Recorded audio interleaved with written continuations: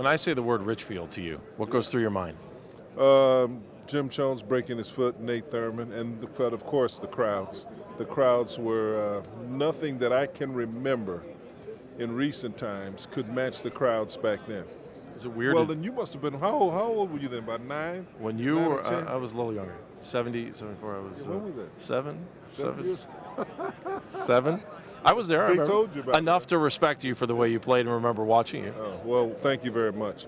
But the guy that really got us over the hump lives here in San Francisco, Nate Thurman, the great Nate Thurman. He did it for us. You know, I would come in and get him tired with my up and down pace, and Nate would come in there to close games. He was just, and at that late age, after all the wars that he had been through with Wilt Chamberlain, Bellamy, and Russell, he still had that fire to win, and he almost got us there. Is it fun still to think about that when you walk around? I know that injuries are injuries, but Yes. I mean, but the way, I mean, look, the way I look up to you, and the way I think a lot of people from around Northeast Ohio still look up to that team and the teams that you played on. Well, I was fortunate. You know, I was fortunate to be with a bunch of guys that liked each other, and I think that's important. And you have to want to play together. And we had everything we needed. We had Jim Clemens, we had Dick Schneider who could shoot. We had myself, Jim Brewer, who was our defensive stopper, Austin Carr, who was coming off the bench at that time but could still score points, Footsie Walker, and a young player who really never came into his own was Campy Russell. He was 6'8", should have been playing the 2 guard. We had him playing small forward, and he was still exceptional in the playoffs as a young player. So we had some pieces. Why do you think that you guys are the generation that's kind of stuck around Cleveland? You guys have stayed, especially the 3 of you. Well, it's cheap living. it's not expensive to live in. My wife is from here. You know, she's a John Adams girl like Nick Milletti, and she wanted to stay near her mother.